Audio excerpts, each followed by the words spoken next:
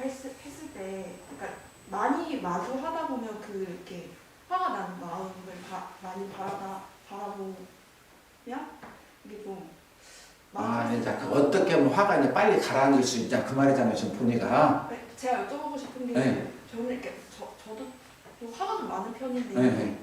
이게 그러니까 교수님 말씀하신 것처럼 뭐 억장일 수도 있고 이렇게 머리로는 생각이 들지만 막상 이제 그 화가 나면 하루 종일 계속 가는 거예요.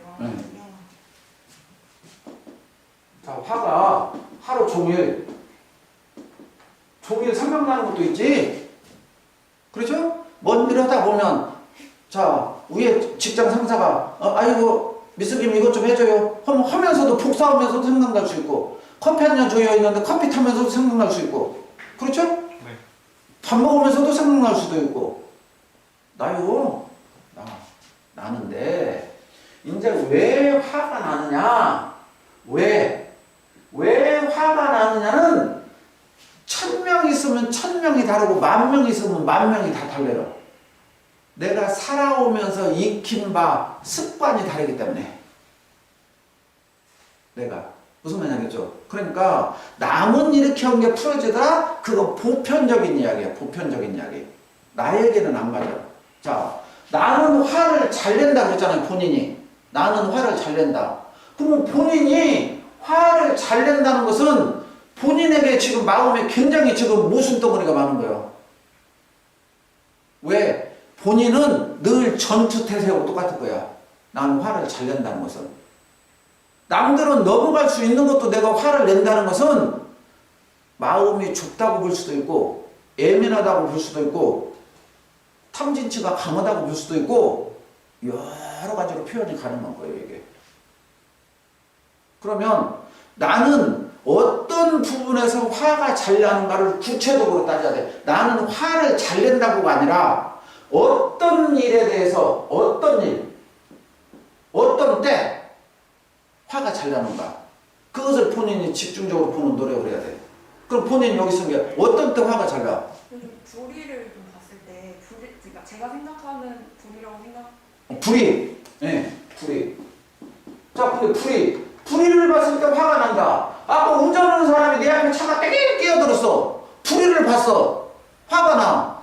그러니까 이때 화가 나는 것은 정상적인 거라니까. 보통 사람이 우리가 이제 여기서 수행을 해서 한 단계 높이 올라가려고 하는 공부를 하는 거지. 일반 세속 사람은 차가 안 끼어들었는데 화를 내면 내가 정신과를 가야겠지.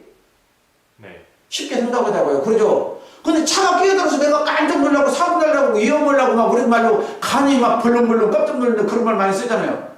자, 이때 화 내는 거 일반 사람 내는 거예요. 그냥 이게 잘했다 못했다 그 말이 아니고 이때 화가 나요. 보통 일반 사람들은. 네.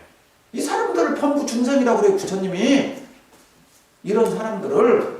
그런데 이 경계가 이제 지났어요. 그리고 이제 출근했어요. 이제 사고 안 나고. 네. 그러면 적당한 시간, 아까 그 운전 그 아저씨 때문에 내가 좀 마음이 요란했다, 화가 났다 하면서 좀 투덜투덜 올 수 있잖아요, 운전하고. 근데 이제 회사에 와갖고도 이 문제 갖고 계속 화가 나면 안 되지. 그렇잖아요? 이게 적당한 선에서 멈추면 아무 상관없죠. 네. 적당한 선에서. 근데 여기서 멈췄어요, 이제. 그리고 이제 출근했어요, 이제. 출근했는데 또 직장 상사나 누가 불의로 괴롭혀갖고 또 화가 일어났다면 정상적으로 봐요. 그 사람은 정상인이라고 봐요. 그냥 우리가 지금 부처님의 개념으로 보니까 그렇지 일반 사람으로 봤을 때는 정상적인 거예요. 그게 잘못된 게 아니야. 네. 무슨 말인지 알겠어요? 그러니까 그 정도 화를 내는 것인지 아니면 나는 그냥 화를 막 끌고 다니다가 여기는 막 하루 종일 막 이것 때문에 화나가고 다른 사람한테 막 화를 퍼뜨리고 다니는지 그냥 화를 잘 낸다는 표현 속에도 복잡한 게 들어있어요. 이게 쉬운 게 아니에요. 그냥. 그러니까 본인은 어떤 스타일이에요? 그러면 화를 잘 낸다. 그러니까 제가 만약 아까 그 상황이었다면 네. 그 사람한테 복수를 하고 싶었을 것 같아요. 그럼 복수하니까 화를 내니까 그럼 나도 이 사람 앞으로 끼어들어? 그러니까 그렇게 하고 싶다라는 생각은 드는데 네. 이제 그거 항상 좀 그런 생각을 하거든요. 굳이 내가 그렇게 똑같이 해서 뭘 하겠냐. 내 기분이 좋아지는 것도 아닌데 그건 그렇게 하는데 그렇게 하고 그냥 말아버리는데 그럼에도 그런 거를 그런 화가 하루 종일 가는 거야. 그러니까 거기에 문제가 있는 거야. 그때 가서 앞차 한번 받아버리지 안 받아. 어? 앞차 받을 용기가 없는 내가 용기 없는 사람인 게 화난 거지. 내 용기 없으면 화나는 거지. 이건 앞차가 끼어들어서 화난 게 아니에요. 이건 정확히 봐야 돼요, 마음을. 내가 저 사람하고 싸우면 못 이길 것 같고. 하니까 그래. 근데 이 앞차 아저씨는 왜 끼어든 줄 알아요? 내가 저 앞차하고 끼어들어서 싸우면 이길 것도 같고. 응? 그런 거. 굳이 따지면, 그냥 깊이 들어가면. 누가 저한테 상처를 주거나 화를 입혔을 때 네. 저는 그거를 똑같이 또 그렇게 해주고 싶은 마음이 있더라고요. 그래서 자, 그러니까 그런 마음이 그래서 저쪽 서아시아 쪽에 율법에 가면 도둑질하면 팔을 자르고 가르면 뭐서라고 있어요, 없어요? 이에는 이 무슨 말인지 알겠죠? 그래서 그런 법도 나온 거예요. 그런 법도. 그러면 그렇게 할 것 같으면 반대로 나도 남한테 당해야 돼요. 우리 질문하신 교도님 말씀대로 하면 상대방이 나를 열받게 했으니까 나도 보복하잖아요. 그러면 상대방도 또 나한테 보복해요. 그러면 이 세상은 어떻게 되겠어요? 전쟁터 아수라장이 되겠죠. 그러죠? 전쟁터 아수라장이 돼요. 이래서 자비 사랑이란 말이 왜 나왔냐? 엄마하고 아들하고 있어요. 엄마하고 아들하고. 그러죠? 아이가 엄마한테 서운하겠어요. 아이가 엄마한테 서운하겠어요. 엄마는 어떻게 할까요? 네가 나한테 이렇게 했으니까 나도 너한테 해야겠다고 보복할까요? 엄마는 거기는 걸 참고 품을까요? 품어요.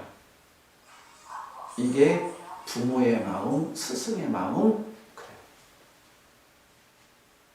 그러니까 보복하고 싶은 생각도 일어나고 화나는 생각도 일어나요. 그것을 우리들은 지금까지 나쁘다 배웠는데 그건 나쁜 건 아니고 제가 보는 견해는 보편적인 거예요. 일반 사람들이 그렇게 살고 있어요. 그래서 부처님과 대비되는 중생이라고 불러요. 그런 사람을 부를 때. 그 유교에서는 분자 소인이라고 그래요. 소인의 행동이라고 그래요. 그렇게 되면 개운할 것 같죠. 자, 저 사람이 나 열받겠으니까 나도 저 사람 열받게요. 그럼 저 사람이 또 가만히 있겠어요? 또 그 사람이 또 나에게 오겠죠. 그죠? 계속 보복의 악순환이 돼요. 그럼 이 사이를 어떻게 살겠어요? 결국에 서로 상처만 남아요. 그래서 부처님께서는 그러지 말고 네가 한번 참아라. 네가 한번 용서해 주라. 네가 이해해라. 네가 배려해 주라. 부모님 마음, 스승님 마음은 그래요. 아이가 10번 잘못해도 부모는 껴안아요. 우리 아이가 뭘 잘못했어요. 옆집 사람들이 그 아들의 잘못을 우리 아들이 아직 철이 없어서 그래요. 우리 아들이 어젯밤에 저녁에 공부하다가 지금 잠을 못 자서 정신이 없어서 실수했는 게 아니라 어떻게도 부모는 감싸려고 보호하려고 그래요. 스승도 제자를 감싸고 보호하면서 기르려고 그래요. 이걸 굳이 말하면 부모님 마음, 스승님 마음, 부처님 마음 그런 거예요. 그러니까 지금 나는 상대방이 나를 열받게 하고 화나게 하면 나도 보복하고 싶다. 근데 왜 대부분 사람들이 보복을 못 하냐? 그 사람들이 공부를 잘해서 보복 안 하는 게 아니에요. 다 보복하고 싶어요. 근데 왜 안 하는 줄 알아요? 벌써 눈으로 딱 관상을 해요. 상대방을 봤는데 벌써 저 사람하고 붙으면 내가 죽었다 생각하니까 참은 거예요. 그건 참은 거 아니에요. 바보요. 정확히 따지면요. 본인은 참았다 하지만 정확히 따지면 참은 게 아니에요. 한 대 내가 때리고 싶었는데 못 이길 것 같고 더 당할 것 같은 게 아는 거야. 솔직히 봐도 그렇잖아요? 잘 생각해봐요. 그럼 그런 내 마음을 봐봐요. 그러고 내가 참았다고 그래요? 그걸 참았다고 하니까 하루 종일 화가 나는 거예요. 내가 우선은 못 이긴 거지. 그렇잖아요? 생각해보세요. 그런데 진짜 참은 사람은 어떤 사람이냐? 영국의 처칠 수상이 2차 대전 때 독일군이 폭격을 하니까 공습을 해요. 그러니까 지하도로 사람들이 숨어요. 사람들이 숨는데 처칠 대통령 숨었단 말이에요. 지하도로 내려갔단 말이에요. 근데 지하도로 있는데 어떤 애기 엄마가 처칠 대통령 발을 밟고 갔어. 지하도에. 그러니까 다 경호원들이나 막 왕이 발을 밟았은 게 좀 분위기가 안 좋을 거 아니야? 네. 그러니까 처칠장 아유 제가 죄송하다고 제가 등치가 좀 적었고 발을 한쪽으로 피했으면 안전하게 지나갈 수 있었을 텐데 제가 등치도 하고 이렇게 발을 내놓고 못 빌려줘갖고 오히려 받고 지나가게 해서 제가 죄송하다고. 이게 용서하는 거고 이게 정말 참는 사람이고 그렇잖아요? 네가 내 발 밟았은 게 나도 밟아? 근데 처칠 대통령은 거기서 그 혼란한 시기에 무슨 말인지 알겠어요? 내가 정치를 잘못해서 우리 국민들이 이렇게 적에게 피해를 입고 피난을 당하고 이렇게 어려운 상황을 겪는구나. 내 잘못이구나. 이 마음을 가졌다고 해요. 이 마음을. 그러니까 우리가 그 처칠 수상 위대하다 하는 분 위대하다. 위대하다.